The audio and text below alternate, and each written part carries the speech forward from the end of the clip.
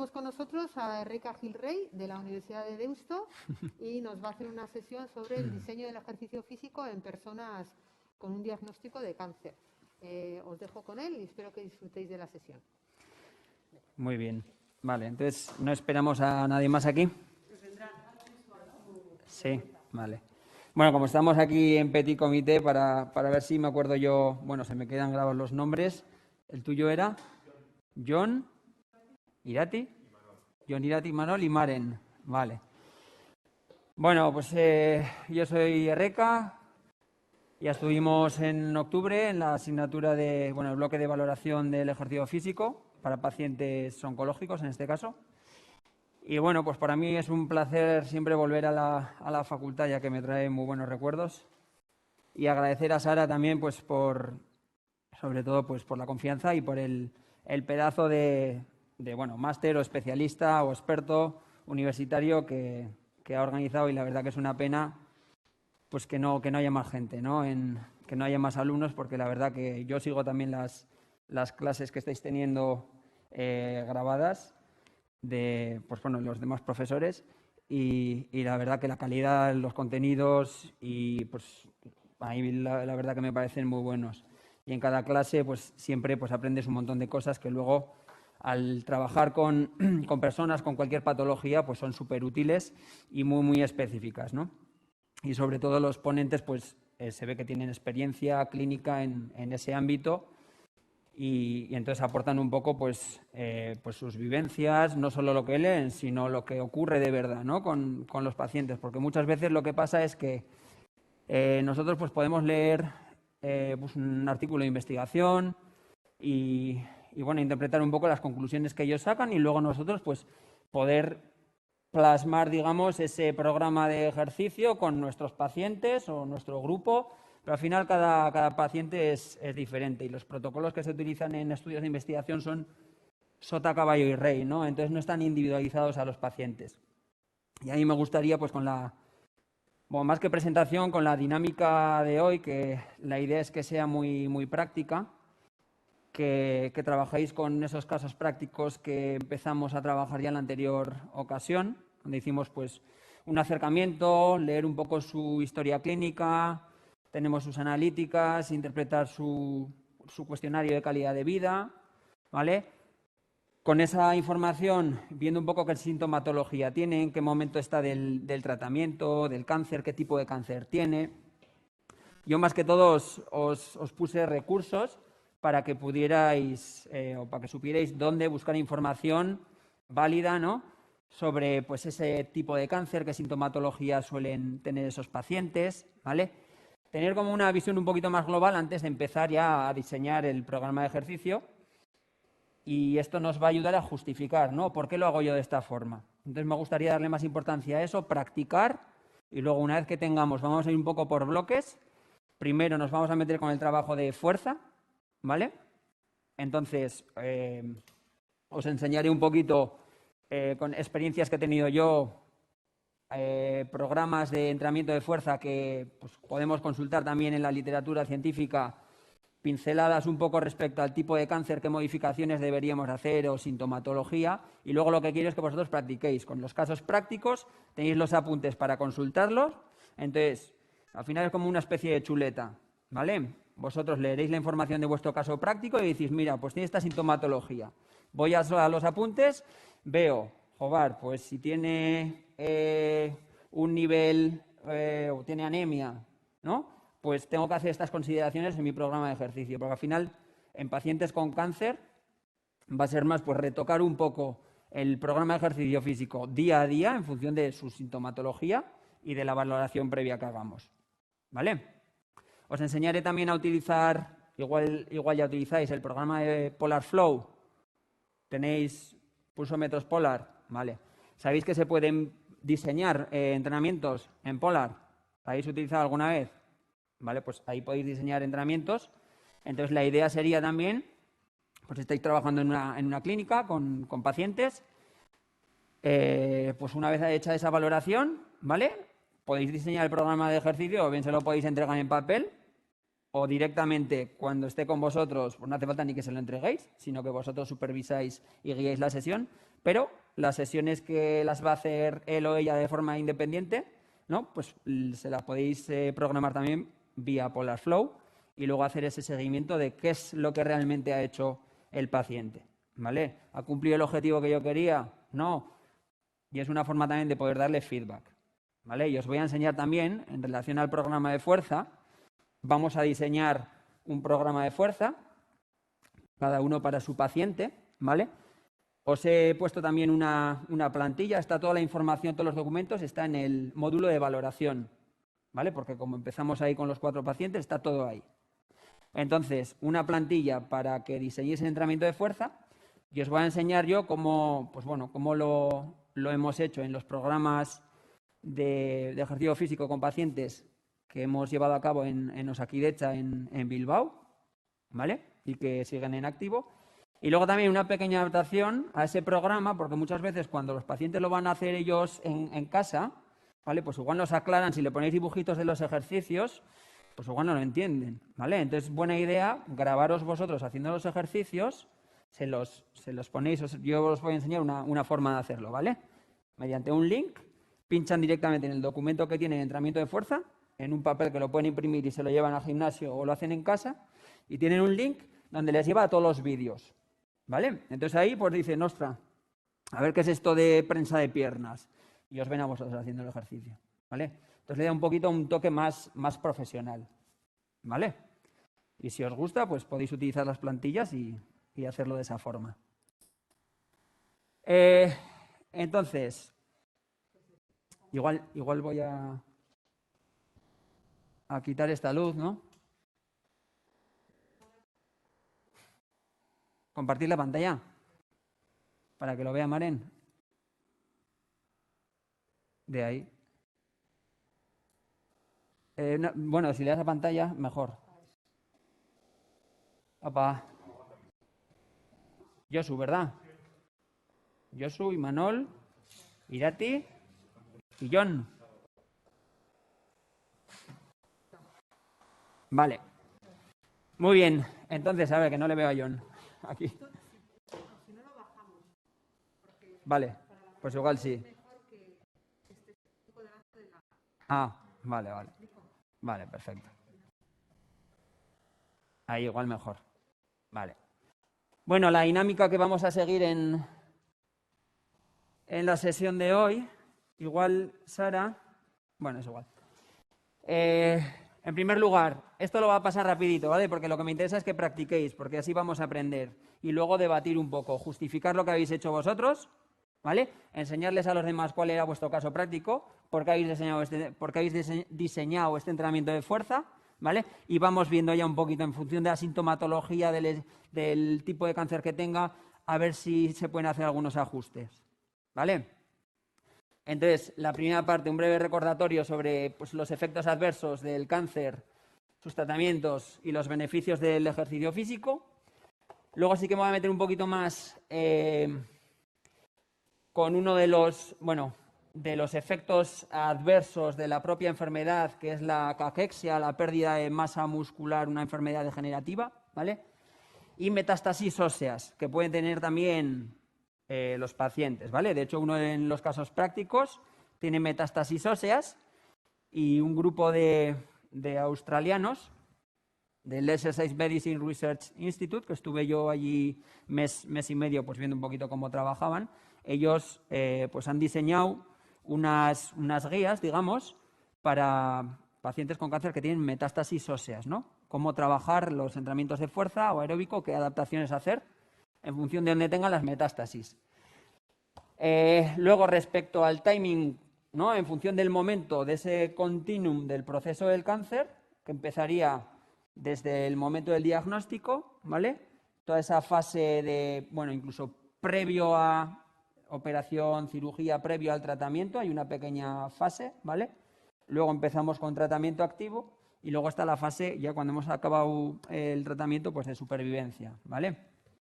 Entonces, en función de la fase en la que estemos también, sobre todo la sintomatología, pues cuando estemos durante el tratamiento se acentuará bastante y ahí sí que tendremos que individualizar y modificar más el entrenamiento día a día. Luego nos meteremos un poco con consideraciones por tipo de cáncer y por sintomatología y efectos adversos. Pero esto, como lo tenéis en los apuntes, ¿vale? Vamos a empezar directamente ya a diseñar y podéis consultarlo. Si tenéis alguna duda, pues para eso estoy yo, para ayudaros, pero tenéis toda la información ahí, ¿vale? Yo creo que en la última sesión, bueno, hicimos la valoración con Josu, ¿vale? Y previo a eso creo que estuvimos viendo estas consideraciones por sintomatología. Luego os enseñaré a ver si os suena y a ver dónde nos quedamos. Eso sí, pero aparte de eso, a ver si os acordáis si vimos esto de aquí. Consideraciones por tratamiento, sintomatología y efectos adversos. Pues complicaciones de la cirugía y qué aspectos tenemos que modificar en las sesiones de ejercicio. Radioterapia, pues lo mismo. ¿Os suena? ¿Esto no lo vimos? Vale, igual no, ¿eh? Puede que no, puede que no. No os suena, ¿no? No, porque nos metimos directamente ya con la valoración de los casos prácticos y luego terminamos ya con la prueba de lactato con Josu. Vale, luego deciros también, a ver esto, que, a ver, como os digo, cómo tenemos organizado aquí el bloque. A ver. Aquí. Vale, entonces, por un lado tenemos el link a los apuntes en PowerPoint. Lo tenéis aquí, ¿vale? He compartido los permisos para que lo podáis abrir, porque luego lo vais a necesitar para consultar pues, la sintomatología que tiene vuestro paciente y cómo modificar el entrenamiento, ¿vale? ¿Qué más? Los casos prácticos. Bien, entonces estabais por parejas, cada pareja teníais asignado un paciente, ¿vale? Aquí os mandé un vídeo para interpretar los resultados del test que hizo Josu. Y en este otro link tenemos el link a unos apuntes que os voy a enseñar luego, que ahí marco un poco paso a paso cómo hacer ese diseño del ejercicio físico, ¿vale? En plan genérico, y luego ya iríamos a los apuntes pues para ver la sintomatología o tipo de cáncer que tiene cada uno, ¿vale? Si entráis aquí a presentaciones día 6, tenéis los documentos que vais a necesitar y que ya trabajamos la otra vez, ¿vale? De cada paciente. Entonces, paciente 1, pues tiene su cuestionario de calidad de vida, ¿vale? Que ya está rellenado, tiene su informe patológico y la analítica, ¿vale? Y esto que pone summary es cómo interpretar los resultados del cuestionario de calidad de vida que está aquí recogido en estas fotos, ¿vale? Luego trabajaremos con ello y si tenéis dudas, pues os ayudo a interpretarlo. Bien. Entonces, a ver dónde está el PDF que he tenido por aquí. Ahí lo veo. Aquí. Vale. Un poco para recordar. ¿Qué pasa? ¿No? ¿Con qué tipo de paciente nos vamos a encontrar? ¿Vale? Cuando yo me pongo en el caso de que estamos trabajando en una instalación deportiva, en una clínica, ¿no? Así multidisciplinar, y viene un paciente. Además, alguno de vosotros, bueno, aparte de Maren, ¿no? Que estaba en el oncológico haciendo prácticas, ¿quién más hizo prácticas en el oncológico? John. ¿Sigues con ellos? Ah, vale, eso me ha comentado Sara. Vale, ¿estuviste con Miriam? ¿Miriam? Era la... Mireia, la chica que lleva... Vale, ¿y qué tal? ¿Experiencia bonita? Ajá. ¿Siguen solamente con cáncer de mama, con proyectos de investigación?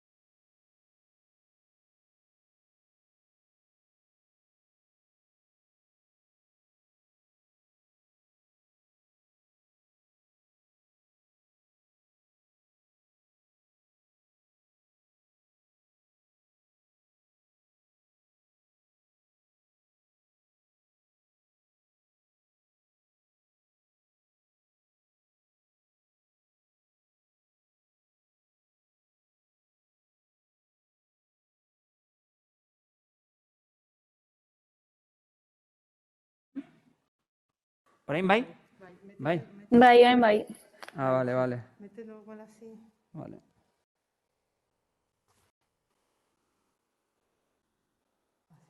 Vale. Venga. Perfecto. Opa. Vale, entonces eso, tienen riesgo de poder generar una insuficiencia cardíaca y en general una afectación de todo el sistema cardiovascular, ¿vale? Lo que decíamos, riesgo de padecer otras enfermedades, diabetes, cardiovasculares, osteoporosis también. Mujeres mayores con cáncer de mama tienen mayor riesgo de mortalidad, lo que os decía, por enfermedades cardiovasculares que por cáncer. Entonces, no solamente nos tenemos que centrar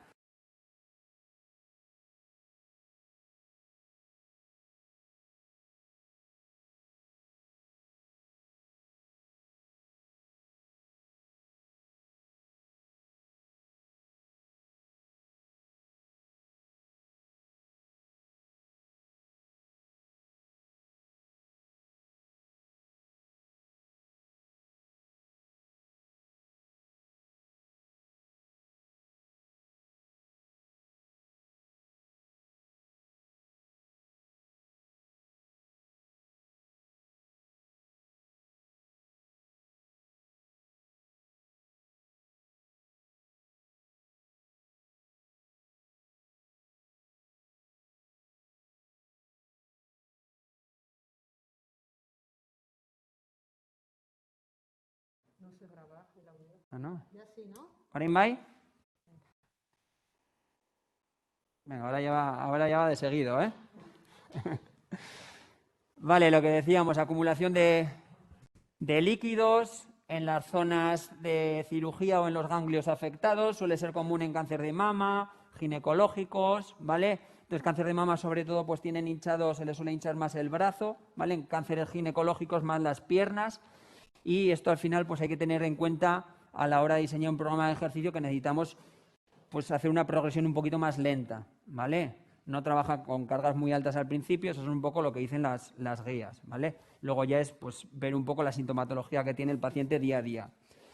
Dificultad para respirar, sobre todo en cánceres de pulmón o quienes hayan recibido radioterapia o cirugía en pulmones o tórax. Aquí, pues bueno, yo por desgracia pues he tenido pues la experiencia de mi padre, que le diagnosticaron cáncer de colon y recto. Tenía afectación también en el pulmón con metástasis y bueno, y este era uno de los síntomas que se iba agravando. Al final, pues hicieron una cirugía en el pulmón para quitarle un lóbulo y eso al final pues te afecta a nivel respiratorio y cada vez pues va teniendo menos capacidad cardiopulmonar a no ser que lo trabaje. Y una de las sintomatologías que él notaba o que él decía era que, pues eso, al hacer esfuerzos de la vida cotidiana, de subir escaleras, antes solía ir a caminar al monte, poco a poco pues ya cada vez ni podía o le suponía un esfuerzo muy alto. Entonces, pues esos síntomas los podéis notar con vuestros pacientes. Y este va un poquito relacionado con el anterior, ¿vale? Pérdida de capacidad funcional y movilidad articular, sobre todo a raíz de la cirugía y del periodo inactivo que al final conlleva esa cirugía, el miedo a hacer ejercicio, ¿vale? Pues eso también conlleva una pérdida y una atrofia muscular, si no me muevo, si tengo fatiga y me quedo en casa, ¿vale? Luego nos meteremos con esto, que sí que me interesa, ¿vale? Para diseñar los programas de fuerza. Pérdida de densidad mineral ósea, lo mismo, también nos meteremos con osteoporosis. Y luego un síntoma muy acusado suele ser ese dolor muscular, articular y fatiga, ¿vale? La fatiga afecta hasta un 90% de los pacientes y es una fatiga, la describen como un cansancio general que no se va con descansar, ¿no? Así nosotros, pues igual después de pegarnos una paliza entrenando un día, pues podemos sentir esa fatiga. Al día siguiente o a los 2 días ya estamos descansados. Pero imaginaos si tuviéramos esa sensación de cansancio, de agotamiento, de forma continua. ¿Os apetecería hacer ejercicio? Entonces muchas veces pues hay que jugar con estrategias psicológicas, ¿no? Para motivar al paciente a hacer ejercicio, ¿vale? Y eso es lo complicado, ¿vale? Porque si no estás encima del paciente día a día, pues es que no hace nada.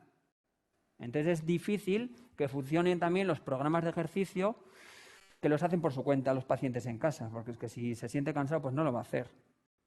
Es difícil buscar esa motivación intrínseca si no la tienen, o no, o por lo menos pues que te sirva para salir un poco de ese estado.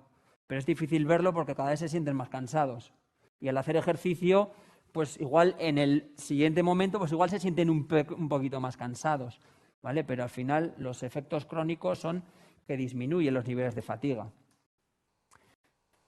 Se reduce también el sistema inmunológico, la función del sistema inmunológico a causa del cáncer y de los tratamientos, ¿vale? Y por ello también pues tienen más posibilidades de tener infecciones, fiebre, neutropenia, trombocitopenia, anemias, ¿vale? Entonces, ¿el qué? Son niveles bajos de neutrófilos, de glóbulos blancos del sistema inmunológico. Entonces, al final tienen unas menos defensas, ¿vale? Para combatir cualquier infección y de hecho se recomienda a pacientes con cánceres, con linfomas del sistema linfático, de los glóbulos blancos, que no hagan ejercicio al principio en esa primera fase en sitios públicos, en gimnasios, por ejemplo, porque tienen más riesgo de tener infecciones. Entonces ahí sí que sería bueno pues al principio empezar con un programa pues más dirigido en casa y luego poco a poco, conforme los niveles inmunológicos vuelven a su estabilidad, pues ya pues poder hacer ejercicio en algún lugar más comunitario, ¿vale? Entonces continuamente están sometidos en el proceso de tratamiento a analíticas, pues cada ciertas semanas, más si van a recibir una dosis de quimioterapia, previo a eso tienen analítica y en función de eso se valora también si le dan la dosis o no, en función de la respuesta del estado del sistema inmune. Entonces muchas veces os vais a encontrar que tienen anemia y que no puede hacer ejercicio y se siente más cansado, además de esa fatiga que tiene anemia, se cansa más, a nada que hace un esfuerzo, pues claro, no llega el mismo oxígeno a los músculos y a causa de eso pues es más complicado todo, ¿vale? Entonces eso para que lo tengáis en cuenta, que solicitéis la analítica, las últimas analíticas constantemente, porque os podéis encontrar que estáis haciendo una sesión de ejercicio y que se nos marea el paciente, ¿vale? Hay un mayor estrés oxidativo debido a la hipoxia tumoral, que vive en un ambiente que no necesita oxígeno, digamos, para desarrollarse, ¿vale? Porque es capaz de producir energía por ese sistema anaeróbico, ¿vale? Las células cancerosas son resistentes al daño de su ADN y eso hace que aumente su agresividad y la capacidad de metástasis del tumor y provoca también pues mayor fatiga, ¿vale? Aparte de eso, pues hay una disfunción de nuestro sistema endocrino, ¿vale? Y metabólica, hay una inflamación, aumenta la grasa subcutánea y visceral. Entonces veis que son todo cambios malos, ¿vale? Y esto sí que es importante pues evaluar si nuestro paciente pues tiene alguna de estas sintomatologías. Neuropatías periféricas, que son afectaciones en los nervios, entonces algunos tienen pérdida de sensibilidad, ¿vale? O tienen, pues al tocar objetos tienen frío, los sabores también cambian, ¿vale? Eso es muy común. Dolor punzante en las extremidades, pérdida de equilibrio, dificultades al caminar. Entonces esto hay que considerarlo también porque si tienen estas dificultades y riesgo de caídas, tienen riesgo de tener osteoporosis, pues igual tenemos que hacer un ejercicio en tapiz rodante con raíles o un ejercicio de bici estática, ¿vale? En vez de mandarlos a correr, a ver si se nos van a caer, ¿vale? Y luego también pues alteraciones en el sueño, que eso a su vez hace que no nos recuperemos de esa fatiga. Entonces es un ciclo con consecuencias negativas. Estrés, depresión, ansiedad, ¿vale? Náuseas, vómitos, diarrea, estreñimiento y demás. De hecho, una de las pacientes de los casos prácticos, que es la madre de una amiga mía, ¿vale? Pues tenía también esta sintomatología constante. Y claro, es que no se iba muy lejos de casa porque sentía la necesidad de ir al baño cada 2 por 3. Entonces, ese es un poco el cuadro de síntomas que nos vamos a encontrar en estos pacientes, ¿vale? Disminuye el apetito, y cambia el sabor y la apetencia de los alimentos. Entonces, claro, si comen menos, no se mueven, pierden más masa muscular, hay un estado de inflamación y de ahí viene la caquexia, ¿vale? Esa pérdida drástica de masa muscular debido a un aumento del gasto energético, ¿vale? Una aceleración de nuestro metabolismo, que es ahí donde voy a ir ahora, ¿vale? Aparte también, deterioro cognitivo, pérdida de memoria, disfunción sexual, ¿vale? Pues muy común en pacientes con cáncer de próstata, ¿vale? Con terapias hormonales que les reducen los niveles de testosterona, o en mujeres con cáncer de mama, por ejemplo, de ovarios, que disminuyen los niveles de estrógenos, o que de la propia cirugía directamente ya les quitan los ovarios, ¿vale? Aumenta la incontinencia urinaria, disminuye la calidad de vida en general, ¿vale? Y luego recordamos los beneficios del ejercicio físico así rápidamente. Cada vez hay más estudios que muestran, aunque no hay una evidencia todavía contundente, ¿vale?, que mejora la tolerancia y la eficacia del tratamiento, es decir, administrar el tratamiento y al mismo tiempo el ejercicio como terapia pues, adyuvante, ¿no? Se ha visto que mejora la perfusión sanguínea intratumoral, entonces los medicamentos pues, llegan más fácil al tumor y son capaces de actuar de forma más eficaz, ¿vale? Y lo mismo con la radioterapia, que depende también del nivel de oxígeno. Se reducen la estancia y las complicaciones hospitalarias, pues todo lo de lo que hablábamos antes, ¿vale? Disminuye la toxicidad de los tratamientos y el riesgo de desarrollar enfermedades cardiovasculares. Y esto también es muy interesante, yo creo que esto sí que lo vimos en la anterior vez, que se veía un estudio de un grupo Pedersen de daneses, ¿vale?, que veían cómo, primero lo hicieron con animales, con ratones, y veían cómo los ratones que hacían ejercicio, ¿vale?, cogían muestras de suero y veían que, o llegan a la conclusión que el aumento adrenérgico de epinefrina, o sea, adrenalina, noradrenalina, había un aumento también especialmente la interleuquina 6, que activan a su vez células del sistema inmunológico, ¿vale?, linfocitos T, natural killer y demás, y se aproximan al tumor y reducen el tamaño del tumor. Esto lo veían en ratones y también se ha demostrado en humanos, ¿vale? Entonces, esa suma de sesiones de ejercicio físico, ¿vale?, pues hace que a la larga pues se reduzca el tumor, ¿vale?, un poquito pues por esa activación adrenérgica, disminución de la inflamación y potenciación del sistema inmune. En general, los estudios epidemiológicos han visto que aumenta la capacidad cardiopulmonar y sobre todo la supervivencia, ¿vale?, en aquellas personas que cumplen con ese mínimo de 150 minutos de actividad física moderada o vigorosa semanal, pues reduce el riesgo de mortalidad por cáncer y por cualquier causa en torno a un 20 y un 50%, ¿vale? Y luego, pues bueno, ¿por qué ocurre eso? Pues por todos estos factores más inmunológicos y demás. Bueno, aumenta la capacidad funcional, previene la sarcopenia caquexia, 2 sesiones de fuerza semanales reducen también el riesgo de mortalidad en un 30%, ¿vale? Y además, si combinamos el ejercicio de fuerza con actividades de pequeños impactos, si sabemos que nuestro paciente no tiene osteoporosis, ¿vale?, pues también mejoraremos su salud ósea, ¿vale? Bueno, y aquí veíamos también, pues, al final, todos los efectos adversos, digamos que es beneficioso para contrarrestar la mayoría de esos efectos adversos, ¿vale? Entonces, ahora sí que me interesa meterme un poquito más con la caquexia que os he dicho antes y ver qué adaptaciones podemos hacer en el ejercicio de fuerza para contrarrestar esa caquexia. Los apuntes los tenéis. Aquí podéis ver también en esta diapositiva.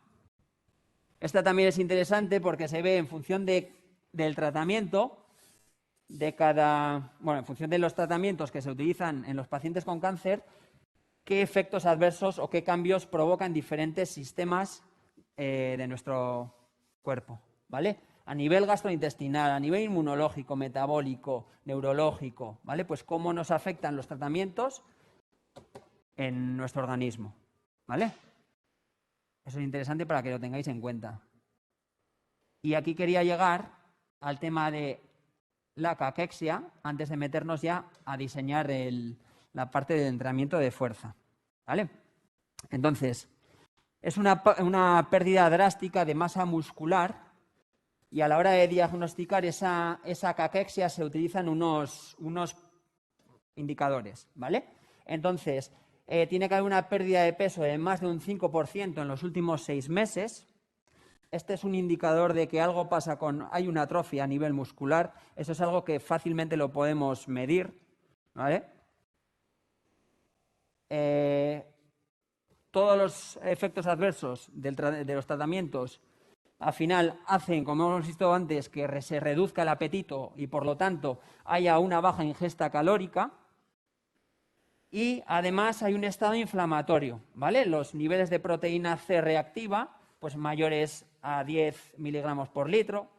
Hay niveles elevados también de interleuquina 6 crónica, que eso es negativo, ¿vale? Es positivo cuando el ejercicio físico provocamos esos subidones de interleuquina 6, pero luego se reducen. Cuando los tenemos altos de forma crónica, problemas, ¿vale? Lo mismo con otros indicadores inflamatorios, ¿vale? Como puede ser el interferón alfa y el TNF, ¿vale? Interferón gamma, y TNF alfa. Proteína C reactiva, ¿vale? Otro indicador de inflamación. Entonces, las personas que tienen estos indicadores, ¿vale? Que presentan caquexia, tienen un riesgo de mortalidad respecto a los demás pacientes que no la tienen, que se eleva a 2,5 veces, ¿vale? Y el 22% de las muertes de todos los pacientes con cáncer son debidas a la caquexia. Entonces, por eso pues me parecía importante que le dedicáramos un apartado especial a ello. Vale. Bueno, aquí datos. La mitad de los pacientes oncológicos, sobre todo en estadios avanzados, ¿vale? Los hospitalizados, en los últimos estadios ya, pues cuando tiene un cáncer desarrollado, con metástasis, la mayoría de ellos al final se acaban muriendo también pues por fallos multiorgánicos, pero también a causa de esa caquexia, de esa atrofia muscular, niveles de inflamación elevados y demás, ¿vale? Y es muy común, si tenéis pacientes con cánceres gástricos, del páncreas, del exófago, de la zona del sistema digestivo, ¿vale? De cáncer de cabeza y cuello porque tienen problemas para ingerir alimentos, y esos pierden mucha masa muscular y es exagerado, viendo en los estudios, la de peso que pierden en poco tiempo, ¿vale? Entonces, en ellos sobre todo es esencial y prioritario el hacer ejercicio de fuerza, ¿vale? Y bueno, no solo a consecuencia del cáncer, sino que también se observa en otras enfermedades crónicas avanzadas, ¿vale? Insuficiencia cardíaca, enfermedades renales, etcétera. Bueno, y aquí vemos un poco la evolución. Esto lo vimos también la otra vez. Sería el tiempo de supervivencia, o sea, el tiempo, y la supervivencia, ¿no? Conforme va bajando la línea, es que más pacientes se van muriendo, digamos, ¿vale? Esta línea negra son los pacientes que no tienen caquexia, que veis que su tiempo de supervivencia es mayor a los que tienen caquexia, ¿vale? Los que tienen caquexia pues duran menos, se mueren enseguida. Voy a poner esto por aquí abajo, así le seguimos viendo la cara a Maren. Entonces, la caquexia es una respuesta inflamatoria y neuroendocrina que se caracteriza por una pérdida de masa muscular y no es reversible con una intervención nutricional convencional, ¿vale? No es solamente a causa de un déficit calórico. Y produce un declive funcional progresivo, ¿vale? Entonces, en general, aquí lo que se muestra es que aumenta, o sea, lo que buscaríamos en una persona con la que queremos perder peso, por ejemplo, que hacemos un entrenamiento progresivo pero de HIIT, ¿no? Aumenta el metabolismo, aumenta la capacidad oxidativa y demás, pues eso sería en la caquexia, ¿vale? Aumenta la capacidad de oxidar grasas. Entonces, gastamos más energía sin hacer nada. Y eso, si no metemos comida al cuerpo, ¿qué pasa? Pues que nos vamos degradando. Eso es lo que ocurre, un poquito lo que se muestra ahí. ¿Vale?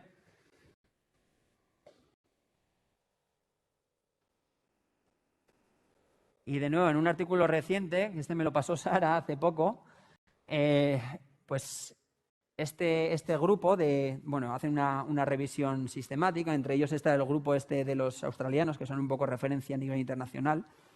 Entre ellos está un oncólogo muy majo, que cuando estuvimos allá nos invitó a su casa a hacer una ruta en bici de montaña, Nigel Spray.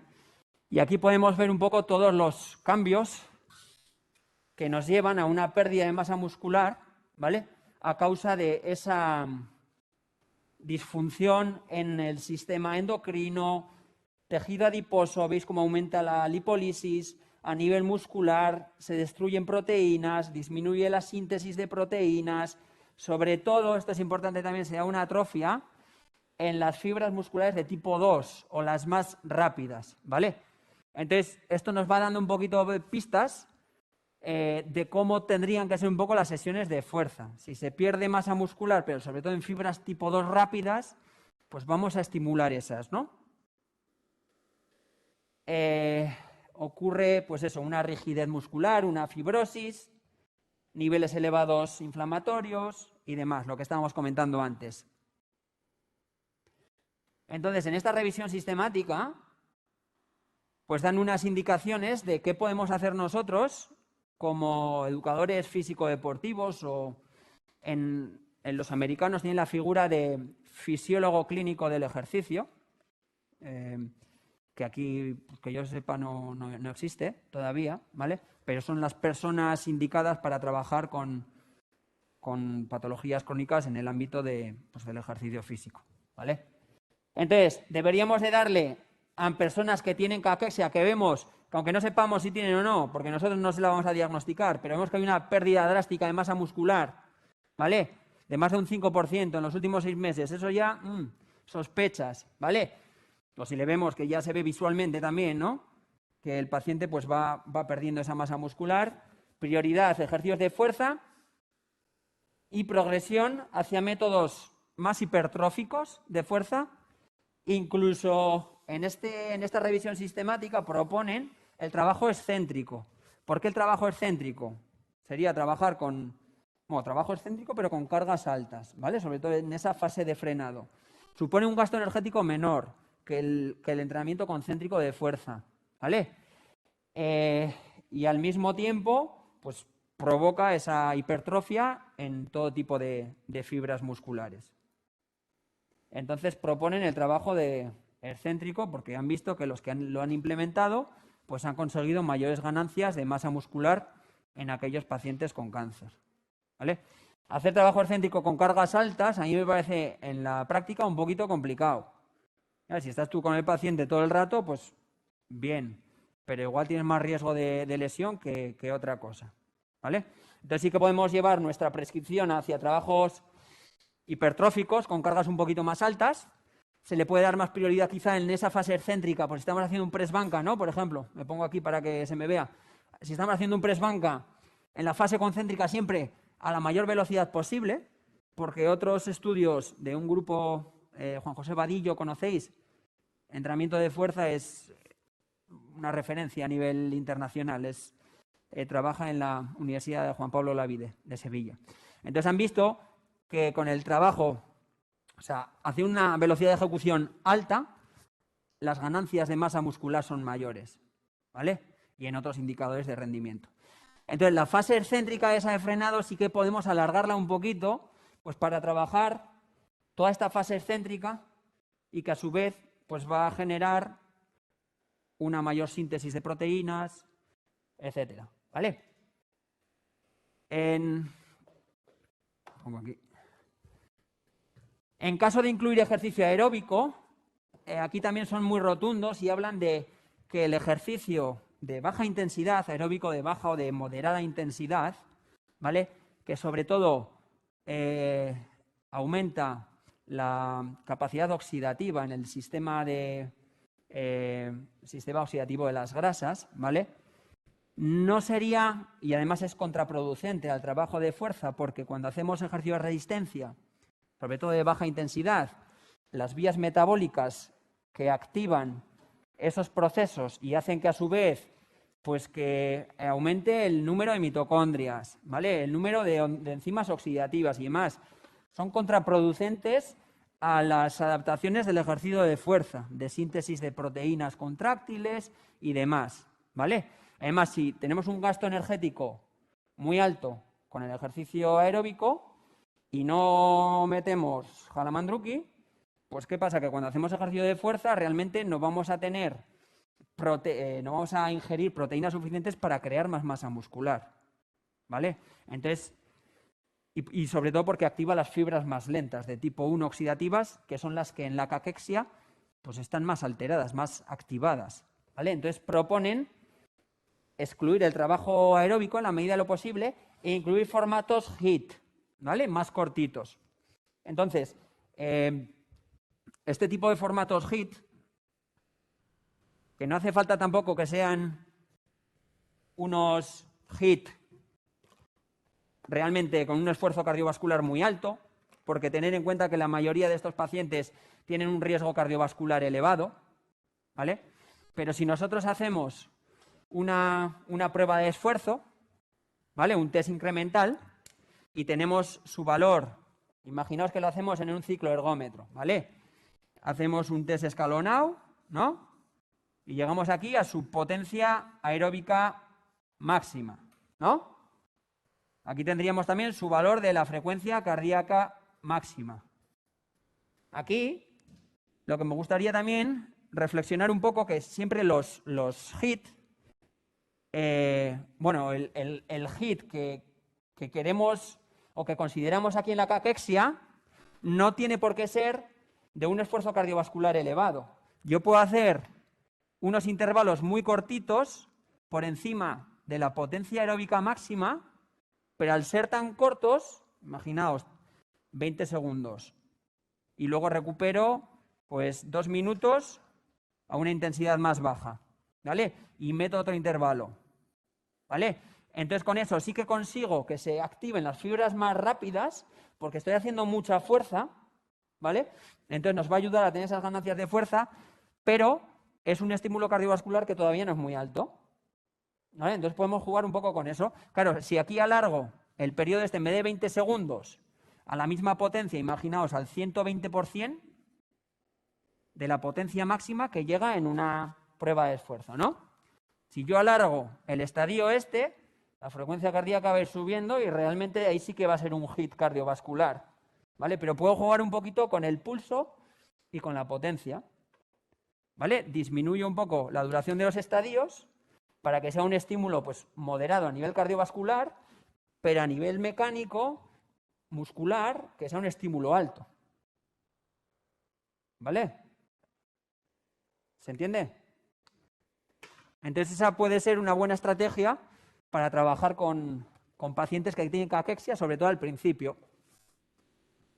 Y además son sesiones pues más divertidas y no les suponen un esfuerzo cardiovascular muy alto, pero tienen que apretar bien los pedales para moverlos, ¿vale?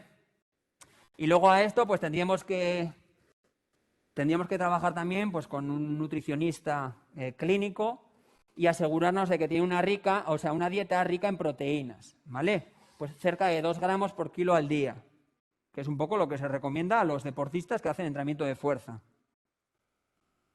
Incluso suplementar con creatina, con leucina, que es un aminoácido esencial para aumentar la síntesis proteica, ¿vale? Porque activa esas vías que se activan cuando hacemos esos estrés mecánicos con cargas altas, que es un poco lo que buscamos con el entrenamiento más hipertrófico, ¿vale? Entonces estos serían un poco los efectos del ejercicio de fuerza que serían beneficiosos para los pacientes que tienen caquexia. Que todo lo que veíais antes que se veía perjudicial, pues aquí se le da la vuelta, ¿vale? Disminuyen los niveles de inflamación, aumenta la síntesis proteica con suficiente aporte calórico, ¿vale? Aumenta los niveles de testosterona y los receptores que tienen las células musculares, ¿vale? Para captar testosterona, porque a veces, aunque no aumenten los niveles en sangre, ¿vale? Aumentan los receptores y eso hace que captemos más testosterona, que es una hormona anabólica, ¿vale? Mejora también la salud gastrointestinal, el consumo energético, tengo más apetito, etcétera. Y luego este es un estudio que hicimos en Miranda de Ebro hace ya bastante tiempo, con Sara también, pero que es interesante en este sentido. Y lo que hicimos fue analizar las sesiones de ejercicio de los pacientes. Como sabéis, en Miranda pues tienen ahora mismo un gimnasio, ¿no? Un convenio también con el ayuntamiento, y derivan a los pacientes desde el servicio de oncología al gabinete de medicina deportiva, y ahí se les hace unas valoraciones y en el gimnasio pues entrenan, ¿no? Pues cada uno lo que tiene que hacer.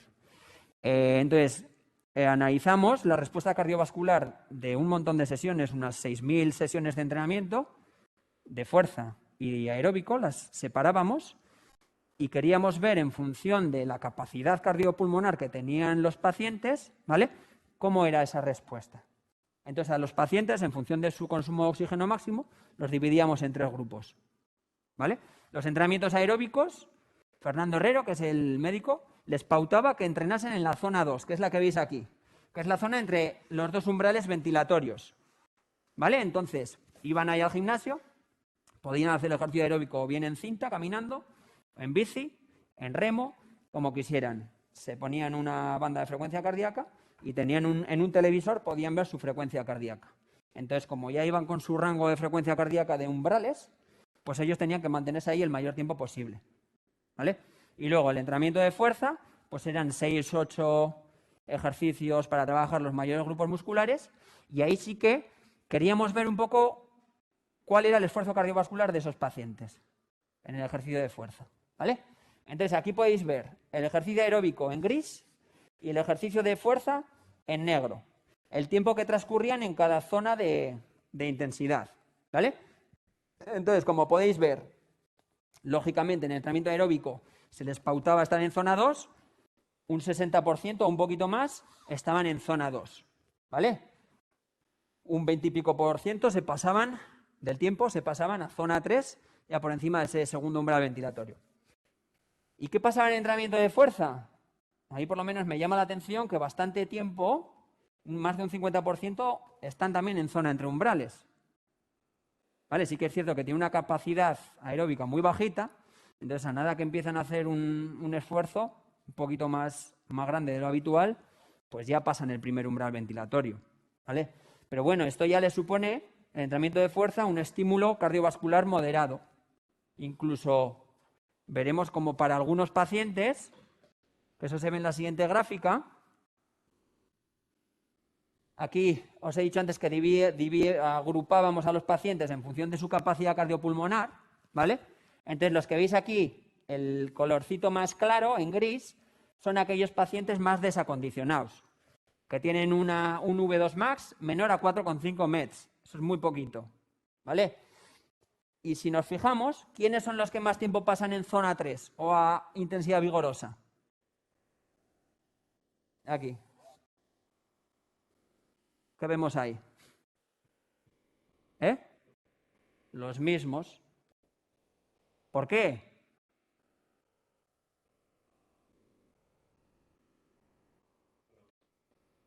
Eso es.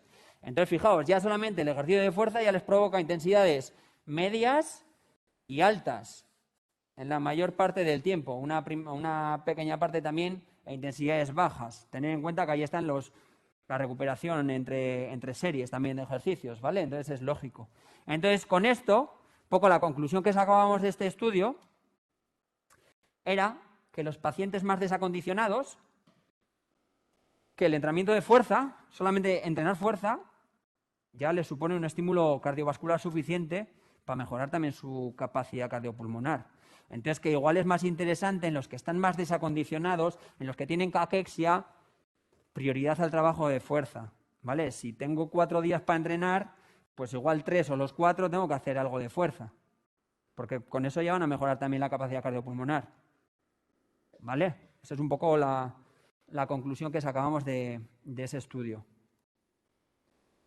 Entonces, dicho esto, vamos a pasar ya al diseño del entrenamiento de fuerza, ¿vale?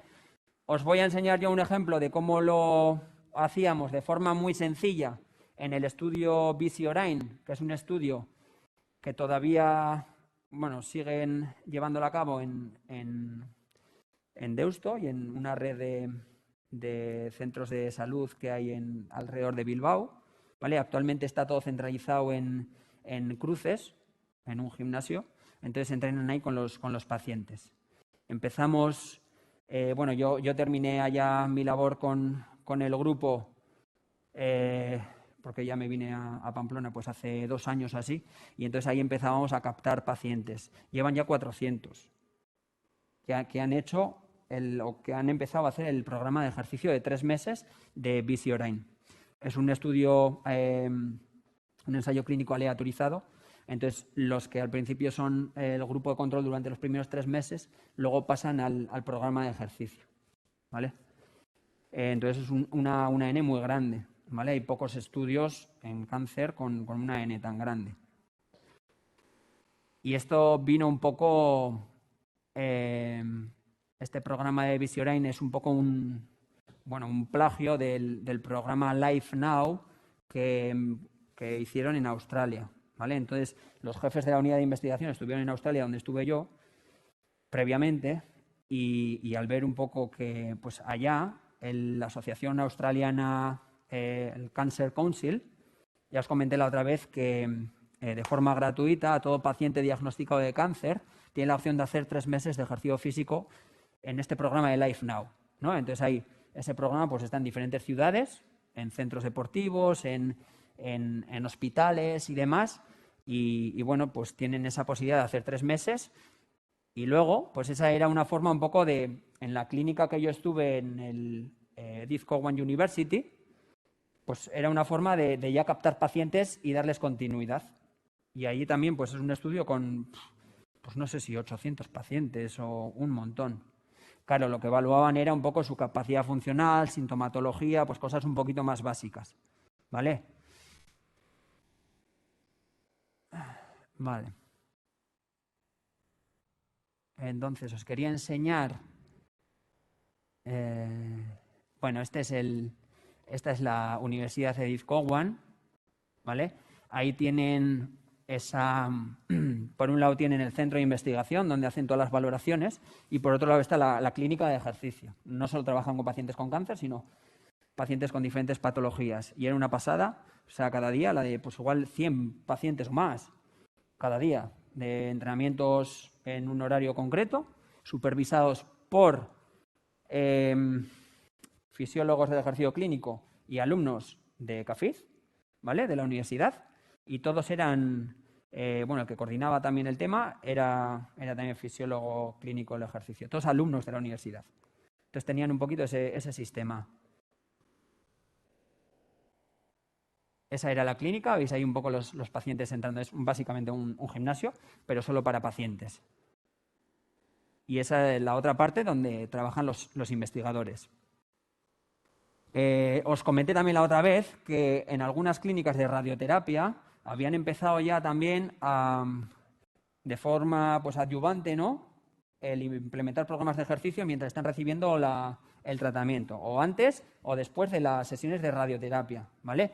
Y están evaluando de forma pues más de estudios científicos, viendo un poco los efectos conjuntos que puede tener eso.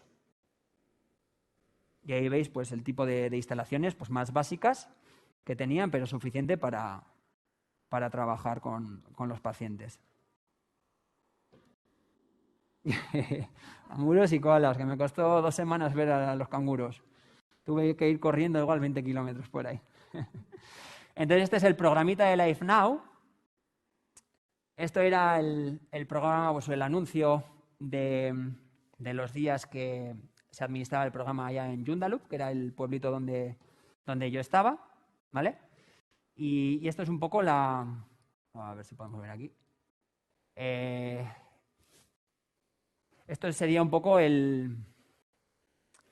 a nivel administrativo, a nivel organizativo, pues cómo en primer lugar identifican pues diferentes sitios, lugares, ¿no? Pues instalaciones deportivas, hospitales y demás para administrar el programa, se hace un acuerdo, se entrena a los fisiólogos clínicos del ejercicio porque hacen un curso específico de Life Now, ¿vale? Que es así sencillito, yo lo hice también.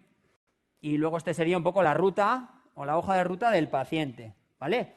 Pues ellos son captados, digamos, por los oncólogos, hematólogos, los clínicos, ¿vale? Y también, pues, propaganda y demás que hacen los hospitales, se registran en el programa y tienen una primera consulta inicial, hacen una valoración inicial de su capacidad de fuerza, de su sintomatología y demás, y luego ya, pues, empiezan a entrenar 2 días a la semana, ¿vale? Y hacen una valoración final, pues, para ver su mejora en la capacidad funcional y demás. Entonces, aquí tenéis, esto fue los resultados preliminares que sacaron de este estudio, veis 600 pacientes, ¿vale? El tratamiento que habían recibido, la sintomatología que tenían, ¿vale? Comorbilidades, como veis también la mayoría de los pacientes pues, van a ir asociados a hipertensión, dislipidemias, enfermedades cardiovasculares, diabetes, etcétera, etcétera. Y aquí tenemos un poco los resultados iniciales. Era un programa de 3 meses, como Bici Orain aquí en Vizcaya. Y estos son los resultados preliminares. Comenzaron 600 y pico. A día de entonces realizaron la valoración de los 3 meses al 66% y el 80% de los pacientes atendieron a más de 16 sesiones de entrenamiento, ¿vale? Y aquí un poco por resultados interesantes. Hacían el test de 400 metros, como hicimos nosotros el del pasillo, hicimos el de 400 también, ¿no? El de lactato y el de 400 previo, creo. Ah, vale, vale. Bueno, pues igual, serían 10 veces ir y venir, y ahí veis el tiempo que les costaba al principio y el tiempo que les costaba al final, ¿no? Evaluación de la capacidad funcional, ¿no? También pues con el test de la silla, ¿no? Sit and stand y demás. Luego medían también press banca, press de piernas y remo sentado, el RM, y veis también que había un aumento considerable, ¿vale? Pues un poco lo que hacían ellos. También medían con densitometrías la composición corporal y la densidad mineral del hueso. Y luego con cuestionarios, el SF36 general, ¿vale? De salud, pues esa sintomatología también, ¿vale? Aquí os quería enseñar también, para que veáis un poco, en Australia igual no tanto, pero en Estados Unidos, pues hay más conciencia de la necesidad de implementar programas de ejercicio físico en pacientes oncológicos, en Canadá, Estados Unidos, aparte de hacer investigación, ¿vale? Entonces hay una página web que os la he puesto, a ver si la encuentro aquí. A ver dónde estaba.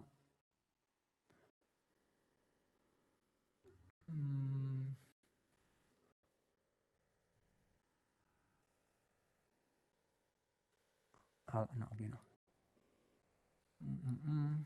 Aquí, ¿vale?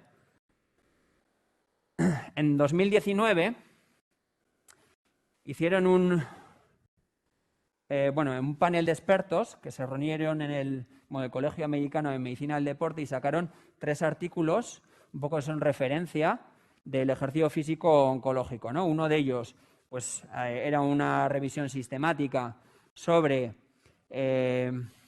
la reducción en la mortalidad que conlleva el hacer ejercicio físico previo al diagnóstico, ¿vale? Como prevención, y luego ya en en pacientes diagnosticados. Entonces se veía claramente, ¿vale?, que en la mayoría de tipos de cáncer el hacer más ejercicio físico reduce la mortalidad. Otro estudio de Campbell en 2019 que se va un poco de la mano de uno que os pasé por correo de los australianos, ¿vale?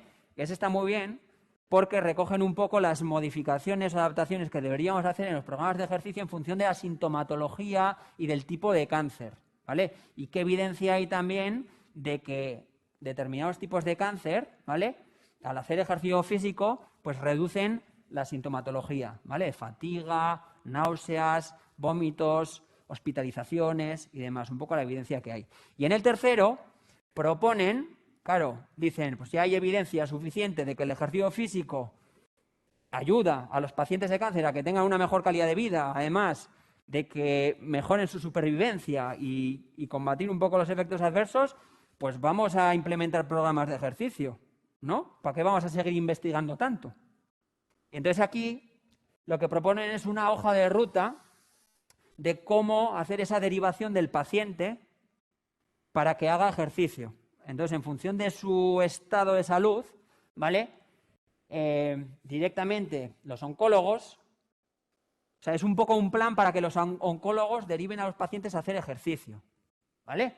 Entonces, en primer lugar, pues tendríamos los servicios de, bueno, rehabilitación oncológica o más clínicas, donde trabajan de forma multidisciplinar diferentes profesionales, pues bien sean médicos, enfermeros, enfermeras, fisiólogos clínicos del ejercicio, fisioterapeutas, que igual tienen más necesidades, ¿vale? Y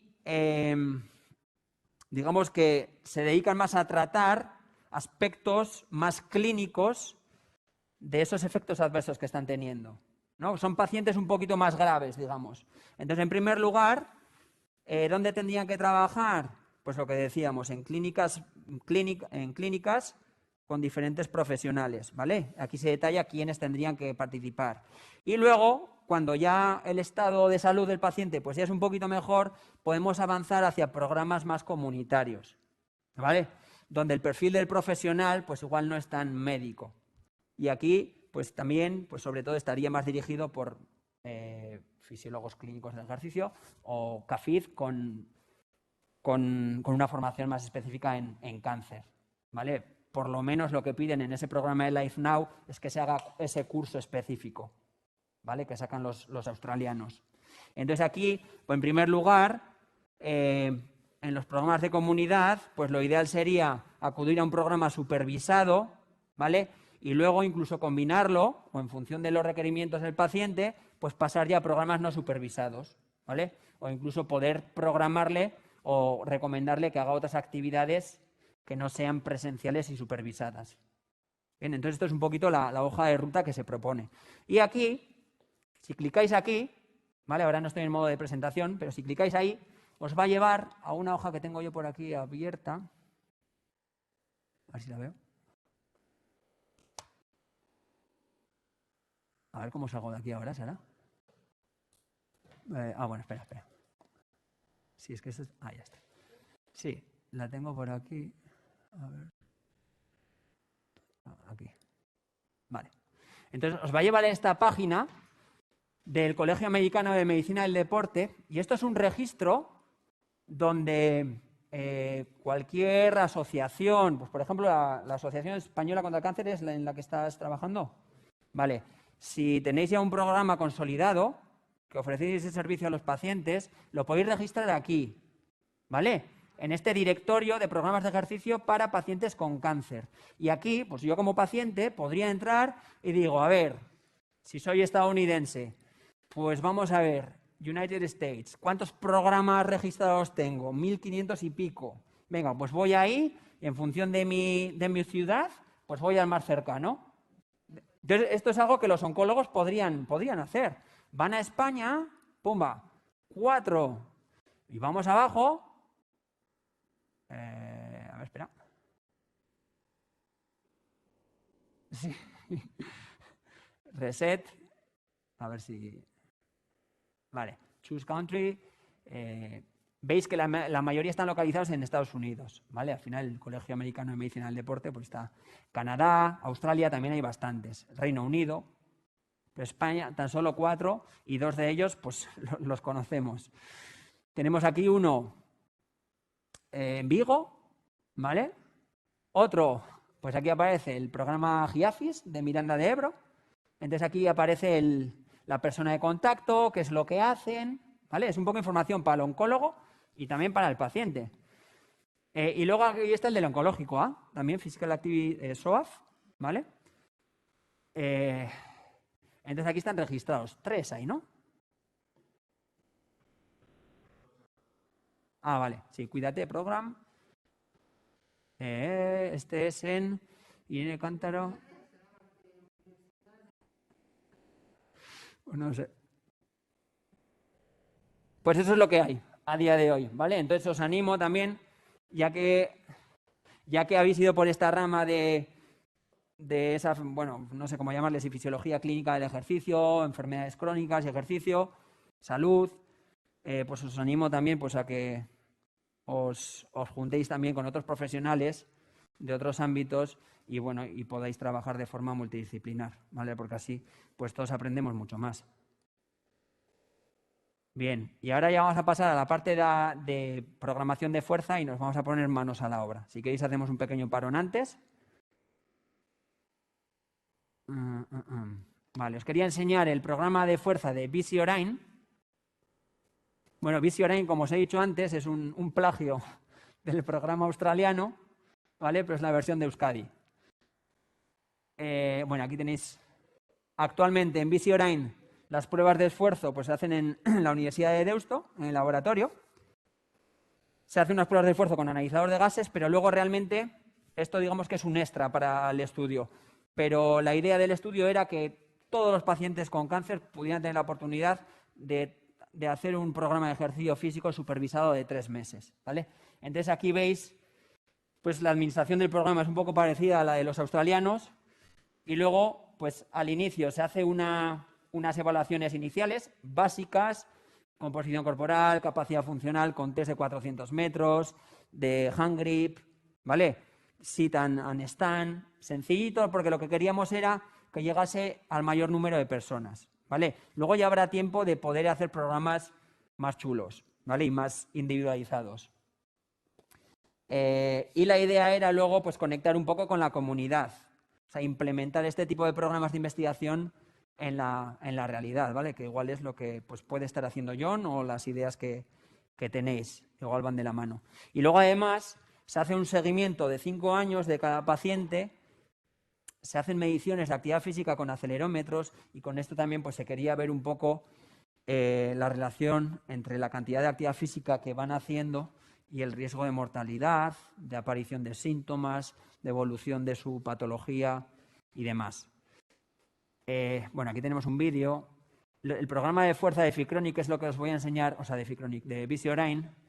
Es un programa un tanto flexible también, que vamos adaptando los ejercicios un poco a cada tipo de paciente. Entonces, este es Ivonne, ¿recuerdas? Al principio, pues estuve yo en otro proyecto de investigación que se llamaba Ficronic anterior. Iniciamos BC Orain y luego, pues cuando yo dejé la unidad de investigación, pues se unió Ivonne y ahora está Silvia, también, Silvia Domínguez. Bueno, sí, ahora había terminado el contrato y demás. Entonces, este es el programa de ejercicio BC Orain. Os lo explico sencillamente y pasamos ya al entrenamiento de fuerza, ¿vale? Entonces, son 3 meses. El entrenamiento aeróbico sería esta parte de aquí, ¿vale?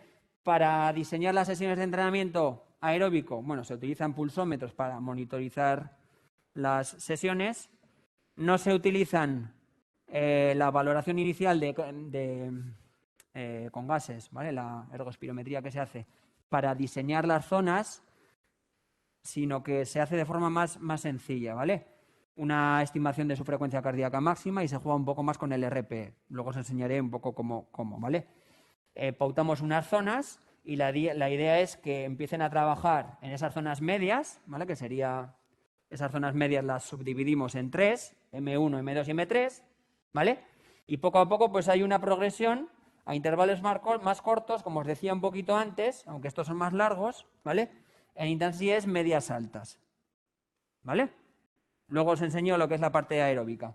Y luego en entrenamiento de fuerza, pues también hay una progresión. Empezamos con 2-3 series de hacia un 60% de un RM, acabamos a un 70%. Pero de nuevo, no se hace una valoración de su RM, sino que trabajamos con el carácter del esfuerzo, que os explicaré después. O sea, es una estimación del porcentaje de la carga que están levantando. ¿Vale? Entonces, la idea es, para que entendáis esto, pues el primer mes, por ejemplo, en cada ejercicio de la parte de fuerza, ¿no?, seleccionarían, pues imaginaos que estamos haciendo la prensa de piernas, ¿vale? Aquí la cosa era que, claro, que esto es para implementarlo tanto antes teníamos una red de gimnasios, por llamarle de alguna manera, en los centros de salud, que no disponíamos de ninguna máquina, sino que se trabajaba con mancuernas, discos y con el propio peso de la persona. Entonces, en función del equipamiento que tiene cada centro, pues por eso éramos un poquito más flexibles y en función de la capacidad funcional de cada paciente, para trabajar cada grupo muscular, pues dábamos 3 opciones. Y la idea era, pues en un ejercicio de sentadilla, por ejemplo, pues que seleccionen una carga con la que pudieran hacer unas 18 repeticiones máximas, que eso aproximadamente equivale a un 60%, ¿vale? Pero realmente hacen 9, entre 9 y 12, no van a hacer las 18, que eso les causaría de primeras ya mucha fatiga, ¿vale? En cambio, para pacientes con caquexia, lo que hemos dicho antes, que iríamos con una progresión, claro, pero iríamos hacia entrenamientos de fuerza un poquito más hipertróficos. Si yo quiero generar más hipertrofia, ¿qué haríais? Esto es un poco el planteamiento de Visiorain. ¿Vosotros qué modificaríais si queréis generar más hipertrofia en esos pacientes? Cargas más altas, ¿vale? Pues un 70, un 80, más igual va a ser más complicado si no están experimentados. ¿Y qué más? En relación al carácter del esfuerzo que el RIR o las repeticiones en recámara, ¿no?, sean menos. Entonces, yo iría aquí ya en el último mes a hacer un 12-13 sobre 14, es decir, casi hasta el fallo, ¿vale? Ahí hay un aumento mayor de hormona de crecimiento, testosterona, cortisol, etcétera, ¿vale?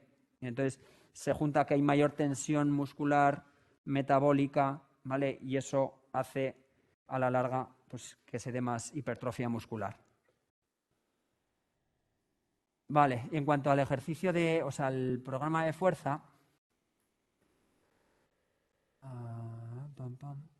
espera, ¿dónde tengo yo esto?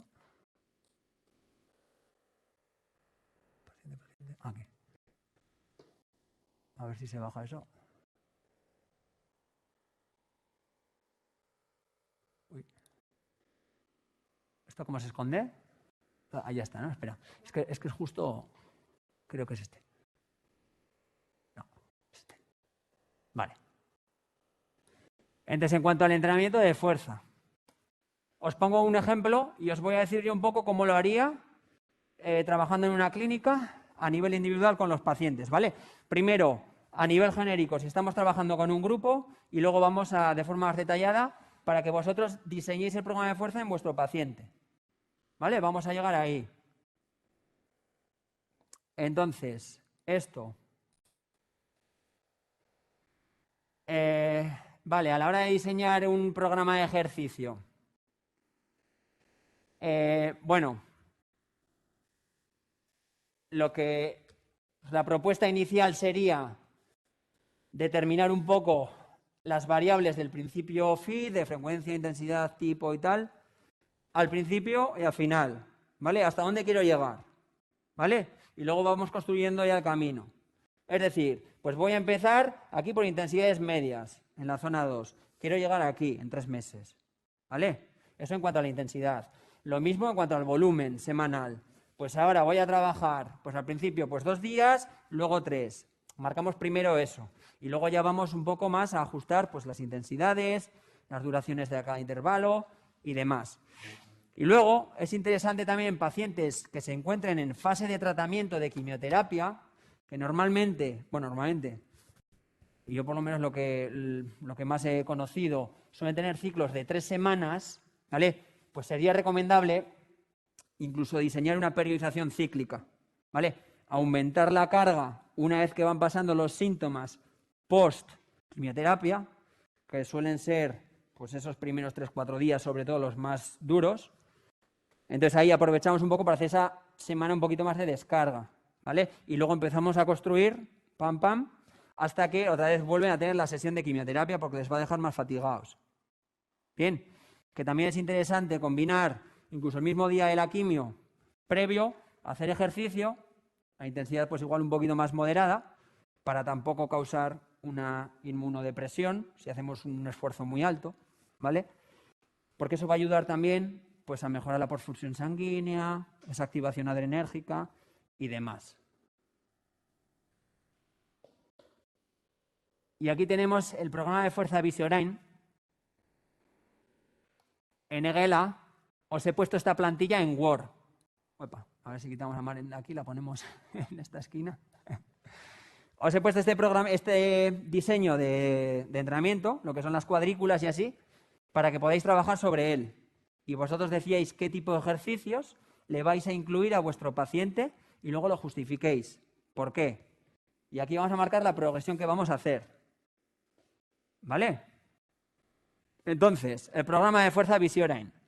Pues como veis, una primera parte de activación y luego ya pasamos a la parte principal. Entonces, bueno, aquí lo dividíamos por grupos musculares. Sobre todo la idea es que tengan una transferencia un poco a las actividades de la vida cotidiana. Normalmente la mayoría de las actividades la mayoría de los pacientes con cáncer también son personas mayores. Entonces, pues yo iría más hacia trabajos de empuje, ¿vale? O bien a nivel más horizontal o vertical, y luego sentadillas también, que sería un empuje de piernas, ¿vale? Porque son actividades que hacemos en la vida cotidiana, ¿vale? O empujar, pues qué sé yo, puertas, levantar cosas, levantarme la silla, ¿vale? Actividades más de tracción, pues igual no tiene tanto sentido, ¿no? Ya, pero ahí estás frenando el peso, ¿no? O sea, no es una acción concéntrica de tracción.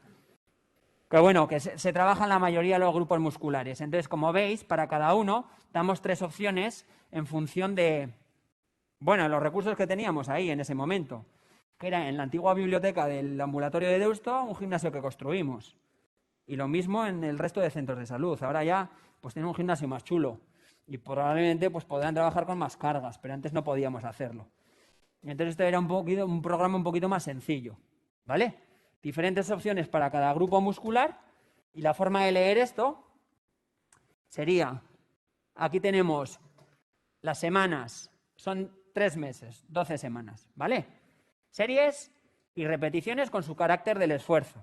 Entonces voy, por ejemplo, al trabajo de pectoral, y esto significa que la primera y la segunda semana la persona que está supervisando las sesiones pues se encarga de que los pacientes hagan 2 series. ¿Con qué peso? Pues con un peso que pudieran hacer 18, pero realmente hacen 9 o 10. Entonces, claro, ¿cómo selecciono el peso que hacen 18? Eso es lo complicado. Pues tenemos que ir jugando un poco, ¿vale? Entonces habrá que seleccionar un peso, decirle que haga 9 o 10, y le dices, ¿tú crees que podías llegar hasta 18? Y súper fácil. Pues entonces le añadimos más carga, ¿vale? Si lo vemos ya que en la novena, que ya está, que no puede más, pues habrá que bajarle más carga, ¿vale? Que tampoco pasa nada por no hilar muy fino. Que no han hecho fuerza, o sea, no están acostumbrados a hacer fuerza. Nada que hagan, ¿vale? Van a mejorar, ¿vale? Y luego, como veis, el último mes, pues terminamos bajando el número de repeticiones máximas que podrían hacer, es decir, aumenta la carga, como hemos visto antes, pues más o menos a un 70 y algo % de su RM, ¿vale? Y ya el carácter de esfuerzo vaya hacia más medio alto, ¿vale? Dejamos menos repeticiones en recámara. Esa es un poquito la forma de trabajar de forma sencilla con el carácter de esfuerzo, Y ahora os voy a enseñar yo un poco, pues, otra forma, si tenemos otros recursos, en una clínica, en la que quizá, pues, igual podemos disponer hoy en día, creo que lo visteis con Jonander Hayo, ¿no? Un transductor lineal de velocidad, ¿vale? Para medir la velocidad de ejecución. Entonces, claro, eso es inviable usarlo cada día en todos los ejercicios con un grupo de pacientes, porque normalmente si trabajáis en clínica, pues no trabajaréis con un paciente solo por hora, porque si no, no os cuadran los números, ¿no? Igual mejor sabrá también. Entonces, probablemente, pues igual tendréis pues igual en grupos de 4 o 5, nos podéis agrupar y trabajar con ellos a la vez. Entonces, está muy bien el poder medir la velocidad de ejecución, que igual pues sí que le podemos sacar más provecho con deportistas que están más acostumbrados a hacer entrenamiento de fuerza, y todas las ecuaciones y demás que se han derivado para estimar el RM tan solo haciendo una repetición se han hecho con deportistas. Entonces igual no sirven tanto con pacientes, ¿vale? Pero mi propuesta sería bueno, primero para la valoración inicial seleccionáis 2 ejercicios que, pues bueno, que sean representativos un poco, uno del tronco superior, y como hemos dicho antes, pues igual tiene más sentido hacer empuje por sencillez y porque tiene que ser un ejercicio lineal para medirlo bien, pues yo seleccionaría el press banca, ¿vale? Y en piernas, pues si tenemos una prensa de piernas, pues bien, y si no, una sentadilla, que es mucho más funcional, ¿vale? Y ahí podemos medir bien la velocidad de ejecución. Entonces, mi propuesta sería 2 ejercicios en los que lo medimos bien y nos sirven un poco para valorar los beneficios que están obteniendo o el rendimiento que están obteniendo tras las sesiones de ejercicio, y el resto, que serán ejercicios un poquito más variados, jugar con el carácter del esfuerzo, que es una forma más sencilla, ¿vale? Y también tiene su respaldo, su validez científica, me refiero, ¿vale? Entonces, os enseño un poco la propuesta. Descansamos y luego nos ponemos manos a la obra. A ver si se quita lo de arriba. No, que se quite lo de arriba. ¿Eh? Sí. Uy. No, se va solo. Mira, espera. A ver si lo pillo ahí. No. Vale. Y la otra forma que os decía también, que está muy chulo, sobre todo, que le va a dar un toque más pues, de calidad a vuestro entrenamiento de fuerza, igual ya con personas un poquito más tecnológicas, ¿vale? Podéis hacer algo así. Esto es lo mismo. Bueno, yo trabajo también en el ámbito del triatlón, con la Federación Navarra de Triatlón, y también a un grupo selecto de triatletas, que sería un poco la selección navarra, pues les programamos un entrenamiento de fuerza para que lo incluyan en sus rutinas de entrenamiento, ¿vale? Esto sería un poco lo mismo. Ves que es parecido. Otro tipo de ejercicios y así. Y luego aquí les he puesto un enlace donde les lleva a un mural. Tiene contraseña. A ver si lo he puesto bien. Eso es. Entonces, cada ejercicio... Ahí va. A ver dónde estaba eso. Bueno, cada ejercicio que está marcado en el PDF tiene su vídeo, ¿vale? Entonces, algunas veces pues salgo yo y en algunas otras pues alumnos que me están ayudando también a trabajar con esto, ¿vale? Entonces, pues voy a la parte... ¿El qué? Es Padlet. Padlet. Está guay. O sea, puedes hacer murales de diferentes tipos. Yo aquí tengo organizados los ejercicios por partes del entrenamiento. A ver, ahí. Entonces, la parte de movilidad, pues tengo los ejercicios aquí, tobillo, cadera, cada uno tiene su nombre, entonces yo en el PDF le pongo el nombre, pues cadera, patinaje o lo que sea, y ya cada uno ya sabe cuál tiene que hacer. Prevención de hombros, de core, y aquí la parte principal, ¿no? Pues veis, pues sentadilla, remo de pie y tal, le dais aquí y ven el vídeo. Y mientras hago el vídeo puedo dar una explicación. Así.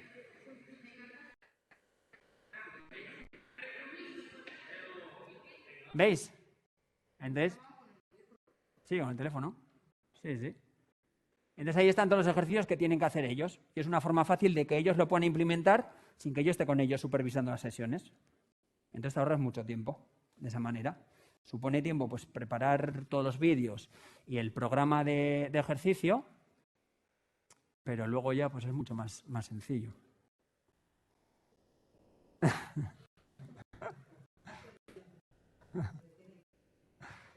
Bueno, los primeros años no. A ver si desaparece esto. Opa.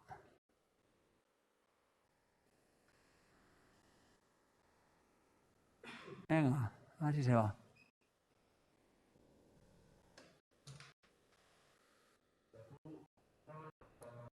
Opa.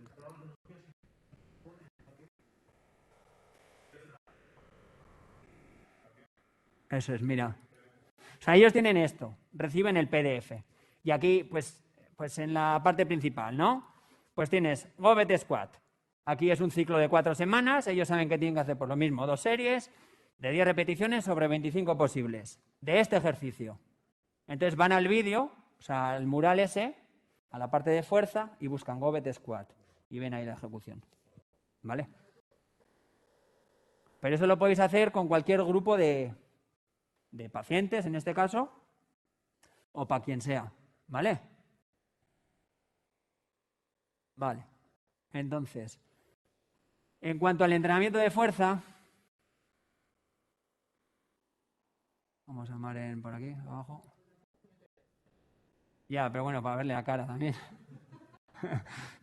Vale, bueno, tradicionalmente, pues bueno, se han utilizado sobre todo pues estos ejercicios.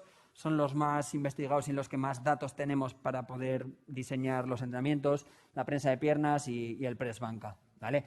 Entonces, pues bueno, tenemos diferentes opciones. Poder hacer un test de RM en algún ejercicio concreto, porque no podemos hacerlos en todos, no tenemos tiempo, ¿vale?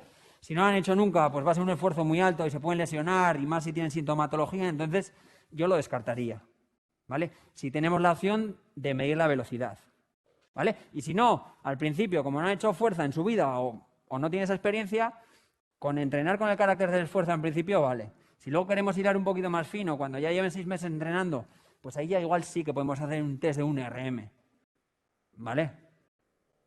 O de hacer menos repeticiones, o sea, llegar hasta casi un esfuerzo máximo, y ya sabéis que también hay fórmulas para poder estimar el RM con bastante precisión.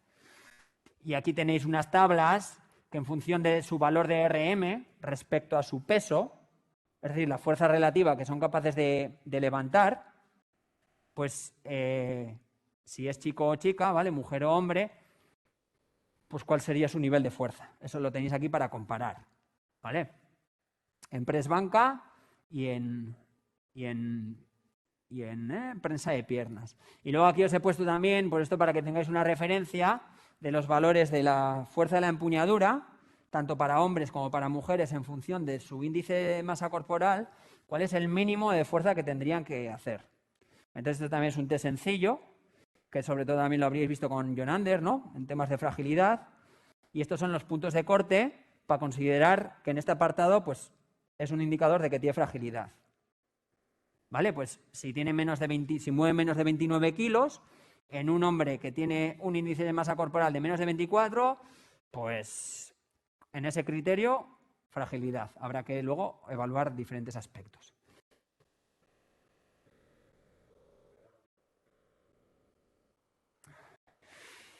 Yo creo que por el índice de masa corporal igual, ¿no? Porque al final, joder, pues una persona que tenga igual sobrepeso o obesidad, hombre, lo interesante sería hacerlo igual por masa muscular, ¿no? Por kilos de masa muscular. Pero en ausencia de eso, pues no sé cuál sería más preciso, la verdad. Cada uno tiene sus pros y sus contras. Porque podemos encontrarnos una persona mayor más saludable físicamente, ¿no? que una persona con 10 años menos. Entonces, pues bueno, por edad siempre está bien para darle ese dato a la persona. Joder, fíjate, mueves o tienes más fuerza que los de 20 años menos que tú, ¿vale? Pero igual se ajusta un poquito mejor por índice de masa corporal, ¿no? Y bueno, a lo que quería llegar yo, que es que en el caso de disponer un transductor lineal de velocidad, podríamos evaluar, programar, modificar y controlar el entrenamiento de fuerza a diario. Solamente con hacer una repetición ya sé si está mejor que el día anterior o no. O haciendo 3, porque igual la primera no ha salido bien. ¿Vale? Entonces mi propuesta sería seleccionar 2 ejercicios fundamentales, como los que os he dicho, sentadilla y prensa de piernas, o sea, y press banca, ¿vale? Entonces, la valoración pues sería test incremental hasta cargas submáximas, ¿vale? Yo puedo hacer un rango en el que empiezo pues con 10 kilos, ¿no? Hago 4 repeticiones y registro el valor más alto, ¿vale? De velocidad. Normalmente se coge la velocidad media propulsiva, ¿vale? Que es en la fase en la que la aceleración es positiva. Porque siempre con cargas bajas, sobre todo, yo hago un press banca y en la última parte estoy frenando. Entonces ya el propio programa te puede dar la velocidad media de todo el recorrido o solo de la fase propulsiva, ¿vale? Normalmente en los estudios utilizan más la velocidad media propulsiva. Más que todo porque con cargas bajas la fase frenado es muy alta y con cargas altas no. Entonces, si solo coges la fase propulsiva, pues igualas un poquito más eso.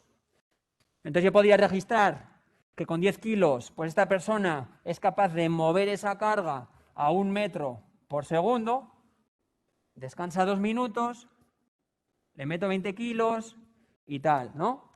Y con 60 kilos, pues lo mismo. Entonces ya tengo, o incluso puedo seleccionar ya, cuando conozca al paciente, ya solamente 3 cargas, 10 o 20, 40 y 60. Y para todos lo mismo, y así los puedo comparar al mismo paciente en diferentes ocasiones y a los diferentes pacientes a ver quién mueve más rápido cada carga absoluta. ¿Vale?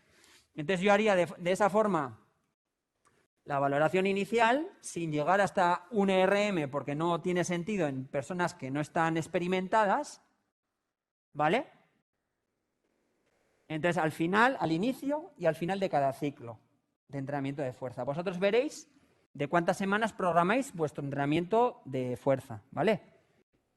Un ciclo, pues al final recogería un poquito pues esas sesiones que tengan un objetivo común, ¿vale? Que queréis trabajar este tipo de fuerza. Entonces, hacéis pues un ciclo de 8 o 12 semanas, que por lo menos necesitáis 8 semanas para que se den esas adaptaciones, tanto neurales, que van un poquito antes, que las hipertróficas, digamos, ¿vale? O las morfológicas.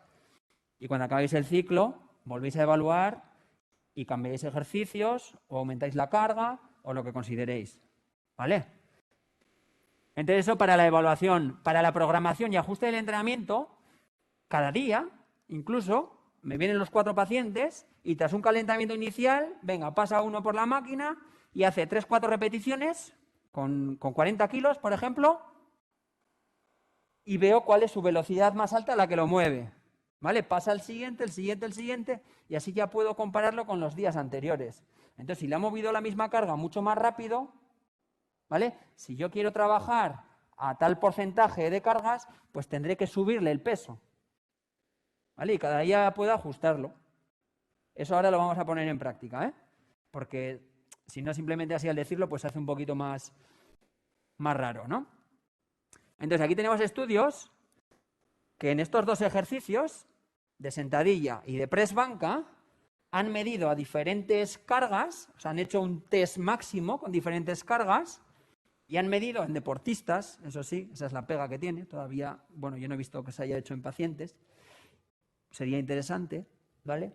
Y ven a qué velocidad mueven cada carga, ¿vale?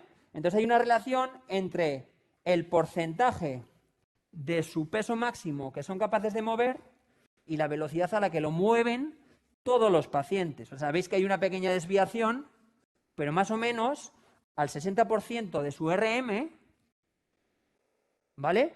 Pues la mayoría lo mueven entre 0,80 y algo y 1,1. Entonces, si yo sé, viene a la sesión el paciente, ¡pum!, mueve los 40 kilos a 0,80 y algo, pues ya sé que más o menos eso va a corresponder a una carga del 60% de su RM, ¿vale? Y luego ya yo decidiré si quiero seleccionar cargas más altas, ¿vale? Que se corresponden a velocidades más bajas o no. ¿Vale? Pero ya con que haga una repetición ya sé por dónde está. ¿Entendemos? Sí. Os he puesto en los casos prácticos luego, ya os los voy a explicar, pero para que trabajéis un poquito con esto y que le prescribáis o lo diseñéis la carga específica a la que tiene que entrenar en el ejercicio tanto de sentadilla como de press banca. Yo os he dado una indicación de que con 50 kilos en sentadilla lo mueven a 1 metro por segundo. Entonces vosotros tendréis que ver la relación y decir, ah, vale, pues eso corresponde a un 60% de su RM. Como yo quería trabajar a un 80%, porque tiene caquexia y tal y cual, pues tendré que seleccionar una carga más alta. ¿Vale? Y aquí tenemos una chuleta para el entrenamiento de sentadilla, en la que podemos ver el porcentaje de RM, y fijaos solamente en esta columna, que es la que más nos interesa, ¿vale? Es la relación del porcentaje de RM, lo mismo que en esa gráfica, y la velocidad a la que lo muevo, ¿vale? Entonces lo que os decía, si el paciente lo ha movido a 0,76, pues yo intuyo que puede estar sobre un 75% de su RM, siguiendo estos datos que no están hechos con pacientes, que no va a ser siempre lo mismo, pero bueno, tenemos una referencia inicial, ¿vale? Y lo mismo en press banca. Aquí tenemos el ejercicio de press banca y este grupo de Juan José González Vadillo y de Luis Sánchez Medina, que trabaja en el CEIM en Pamplona, pues han hecho estudios de este tipo. Diseñaron el T-Force, que es el programa del transductor lineal de velocidad, y lo comercializan ellos, ¿vale? Entonces este es el ejercicio de press banca, lo mismo, el porcentaje del RM, este es press banca y este es un remo tumbado, ¿vale? Solamente quedaos con el press banca, ¿vale? La relación entre la carga, el porcentaje del máximo, y la velocidad de ejecución. Que esto va a ser diferente entre ejercicios. Cada ejercicio tiene una relación entre la velocidad y el porcentaje de la carga, como veis aquí. El remo tumbado, por ejemplo, el mismo porcentaje del RM lo muevo más rápido, por el tipo de ejercicio que es. Entonces aquí tenéis de nuevo la chuleta de a cada porcentaje, cuál es la velocidad media propulsiva que corresponde. ¿Vale? Y luego la última parte sería, puedo controlar el estímulo que yo quiero que los pacientes tengan en el entrenamiento en esos dos ejercicios, ¿cómo? Programando una pérdida en la velocidad de ejecución. ¿Y esto qué significa? Vale, cuando yo voy a entrenar hasta el fallo, en un press de banca, hago una repetición, imaginaos que estoy trabajando al 80% de mi máximo, ¿vale? Hago una primera repetición y lo voy a hacer lo más rápido posible con esa carga. Pero ya cuando hago la octava, la novena y ya la última que no puedo más, que casi me tiemblan los brazos, la voy a mover muy despacito. Entonces, respecto a la velocidad que he movido la primera, va a haber una pérdida muy grande, ¿vale? Si quiero buscar hipertrofia, tendría que ir hacia eso, ¿vale? No quiere decir que si no voy hasta el fallo no vaya a haber hipertrofia, también la hay, pero menos. Entonces, aquí podemos distinguir qué efectos...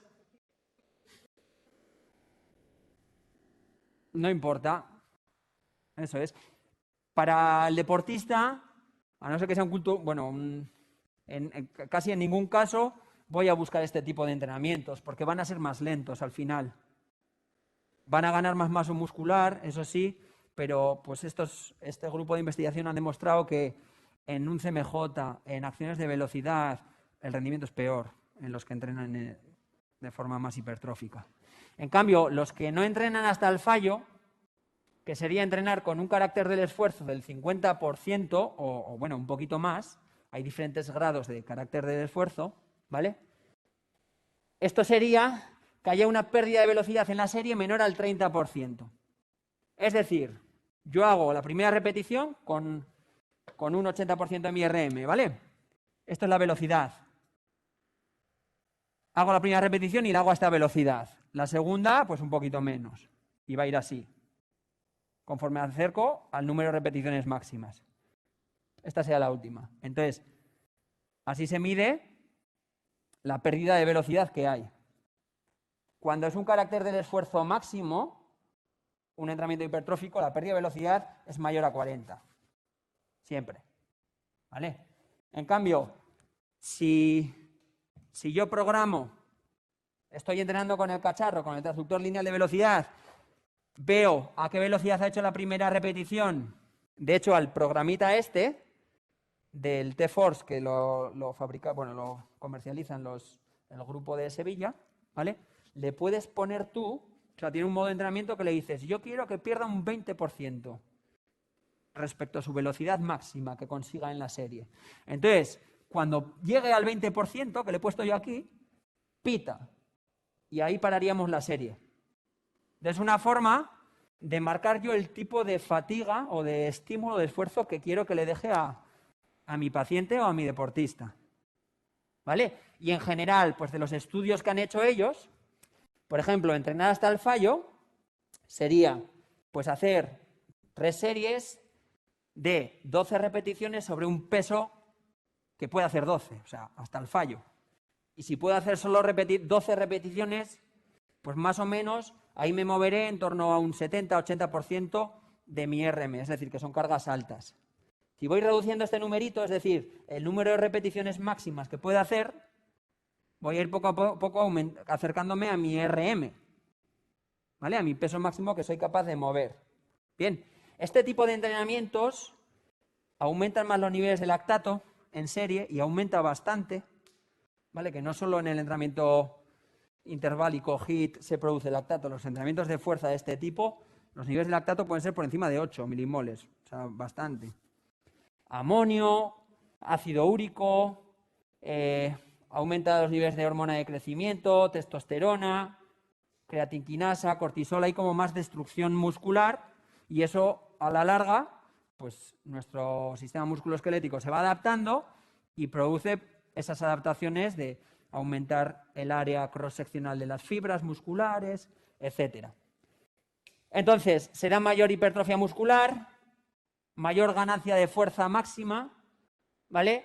Sistemas energéticos que predominan aquí, pues la glucólisis anaeróbica, sobre todo, cambios de fibras rápidas a lentas, ¿vale? Las tipo 2X se van volviendo más tipo 2A. ¿Por qué? Pues porque la velocidad de ejecución acaba siendo muy baja, al final, ¿vale? Entonces, cuando la velocidad de ejecución es más baja y la duración del esfuerzo es más alta, pues ahí participan ya más las fibras tipo 2A, ¿vale? Las mixtas. Bien, si yo me paro aquí y las hago todas a toda leche, pues ahí estaré sobre todo estimulando las tipo 2X y el sistema energético de los fosfágenos, de ATP fosfocreatina. Entonces, yo tengo que decir qué quiero. Si hemos dicho antes que los pacientes con caquexia sobre todo pierden las tipo 2X, podría ir a buscar cargas altas, pero no generar demasiada fatiga, ¿vale? Es decir, buscar un carácter de esfuerzo un poquito más bajo. Entonces, los deportistas que han entrenado de esta forma han obtenido mayores mejoras en velocidad, en salto, etcétera, ¿vale? Se produce menos lactato, menos daño muscular, ¿vale? Entonces ya vosotros decidís. Pero tenemos que tener en cuenta que los pacientes con cáncer pues tienen estas características. Tienen menor fuerza, desciende la masa muscular, desciende los niveles de hormonas anabólicas, ¿vale? Hay una degradación proteica y más en los pacientes que tienen caquexia. Además, el tumor, ¿vale? Tiene dependencia por ciertos aminoácidos, o sea, que va cogiendo también esos aminoácidos que necesitamos para construir proteínas. Y por eso, pues al final se da una mayor atrofia. Y además, hay una pérdida en las fibras rápidas de tipo 2X. Entonces, por eso, pues podríamos empezar por protocolos un poquito menos agresivos e ir un poquito más hacia la hipertrofia, porque aquí realmente, pues tampoco me importa como un deportista que se vuelva un poquito más lento. Ahí lo que quiero es que aumente su masa muscular porque eso le va a dar vida. y le va a dar mayor calidad de vida. ¿Vale? Y esto es el carácter del esfuerzo que os decía, que es una forma sencilla de pautar el ejercicio. Para que lo entendamos, que es lo mismo que el RIR, que se suele utilizar también, que son las repeticiones en recámara. Es el mismo concepto. ¿Cuántas repeticiones hago sobre las que podría hacer con esa carga? ¿Vale? Si el carácter del esfuerzo es medio, hago la mitad de las repeticiones posibles. Es decir, por ejemplo esto. Hago 6 o 7 repeticiones con un peso que podría hacer 12 o 14. ¿Vale? Sería un carácter de esfuerzo medio. ¿Qué sería un máximo? Pues hacer casi el número de repeticiones máximas sobre las que podría hacer. ¿Vale? Cuando hago la mitad de las repeticiones posibles, la pérdida de velocidad, medida con este aparato, pues es en torno a un 15-30%. ¿Vale? Por eso os marcaba ahí que si queremos que el carácter del esfuerzo sea medio, que la pérdida de velocidad sea menor del 30%. ¿Vale? Para que tengáis un poco unas referencias. Y ya por último, aquí Juan José González Vadillo, en su libro de entrenamiento de fuerza, marca un poco como una especie de índice o grado del esfuerzo, ¿vale? Y dice, vale, podemos trabajar en este abanico de cargas o de porcentajes respecto a mi RM, y además, en la serie, pues puedo programar el entrenamiento para que haga más o menos repeticiones, es decir, tenga más o menos pérdida de velocidad. Si yo trabajo a una determinada carga al 50%, pero hago pocas repeticiones, no voy a perder velocidad, entonces mi índice de fatiga o de esfuerzo pues va a ser menor que si con ese mismo peso hago 5 repeticiones más, o voy hasta el fallo. O sea, imaginaos, ir hasta el fallo con un 50%, igual es hacer 30 o 40 repeticiones. ¿Vale? Eso genera más fatiga que trabajar a un 90% e ir hasta el fallo. Porque aquí voy a hacer 3 repeticiones o 4. Entonces, ojo con esto también, porque muchas veces parece que con cargas altas, ¿no? Y si voy hasta el fallo, parece que es lo más exigente, pero, ostras, hay que hacerse una serie al 50% y al máximo. Un poco lo que denominamos fuerza-resistencia. Pues eso él ha demostrado que genera más fatiga que trabajan con cargas más altas. Y entonces aquí tenemos un poquito para jugar los porcentajes de mi máximo y yo marco la pérdida de velocidad que quiera para generar un índice de esfuerzo. ¿Vale? Entonces, pues yo empezaría por cargas más bajas, con gente que no está experimentada con los pacientes, con pérdidas de velocidad más bien bajas, ¿vale? Y luego ya podemos avanzar o bien hacia mayores pérdidas o bien a cargas más altas, en función de lo que nos interese. ¿Vale? Entonces, si os parece, hacemos ahora un descanso y a la vuelta ya nos ponemos manos a la obra, cada uno con su caso práctico. Os voy a decir qué indicaciones os he dado ahí para que diseñéis el entrenamiento de fuerza y nos ponemos ya a diseñar el entrenamiento. ¿Vale? Y luego un poco, pues, justificamos cada uno lo que hemos hecho y lo debatimos.